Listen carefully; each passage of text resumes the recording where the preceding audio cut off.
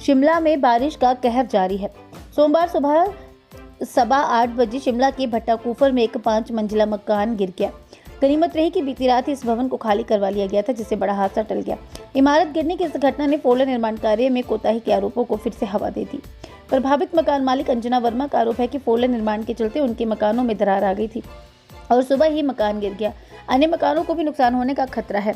अब भी कई मकान खतरे की जद में हैं। पंचायत चमियाना के उप प्रधान यशपाल वर्मा ने कहा कि भट्टाकुफर में गिरे भवन के पास ही कई अन्य मकान भी हैं जो खतरे की जद में है।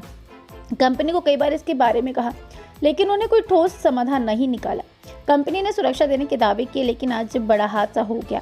स्थानीय निवासियों ने प्रशासन और फोरलेन निर्माण कंपनी पर कोताही बरतने के आरोप लगाए हैं। उन्होंने कहा कि फोरलेन निर्माण के दौरान उनके मकानों की सुरक्षा का ध्यान नहीं रखा गया, जिससे उनकी जान और माल को खतरा पैदा हो गया। प्रभावितों ने प्रशासन से मांग किया कि फोरलेन निर्माण कंपनी के खिलाफ कार्रवाई की जाए और उनके मकानों की सुरक्षा के लिए ठोस कदम उठाए जाए। प्रशासन ने इस मामले में जांच के आदेश दिए और प्रभावित परिवारों को हर संभव मदद का आश्वासन दिया। मेरा नाम अंजना वर्मा है और इस बिल्डिंग का नाम राजनिवास था। ये घटना सुबह 8:15 बजे हुई है। हाँ जी। और कितनी की? ये बिल्डिंग तो रात को ही खाली की हमने। रात को निकल गए थे बाहर सब अपनी जान बचा के, क्योंकि लैंडस्लाइड हो रहा था। ये तो काफ़ी पहले से हो रहा है, पर आज तो कल से बहुत ज़्यादा हो रहा था। जो परसों बारिश हुई उसकी वजह से ज़्यादा हो रहा था, तो हमने खाली कर दी थी रात को बिल्डिंग। साफ दिख रही है फोर लेन का जो काम हुआ है इसमें, मतलब यहाँ पे इतना ज़्यादा इन्होंने कटिंग कर दी थी कि मतलब बिल्डिंग को तो 2 साल पहले से खतरा था, लेकिन फिर भी इन्होंने कोई काम नहीं ऐसा किया कि जिससे हमें सेफ्टी हो। ठीक। मेरा नाम यशपाल वर्मा है। मैं उप प्रधान ग्राम पंचायत चमियाना का दायित्व मेरे पास है। ये सुबह 8:10 के लगभग की घटना है। वैसे तो इसमें दरारें पिछले साल ही आ गई थी मकान में, लेकिन कंपनी वालों ने इसमें रॉडें डाल करके हमें आश्वस्त किया कि हमने इस जगह को पक्का कर दिया है और इसको कोई खतरा नहीं है। बार बार पंचायत द्वारा अवगत करवाने पर भी ये इन्होंने काम बंद नहीं किया और लगातार ये स्लाइड होता रहा। और ये 5 मंजिला भवन था जो कि पूरी तरह से ध्वस्त हो चुका है। ऊपर वाले का शुक्रगुजार करते हैं कि इसमें कोई जान माल का कोई नुकसान नहीं है। ये बिल्डिंग रात 12 बजे के करीब खाली करवा दी गई थी, लेकिन ये मकान सुबह 8:10 के करीब ये गिरा है।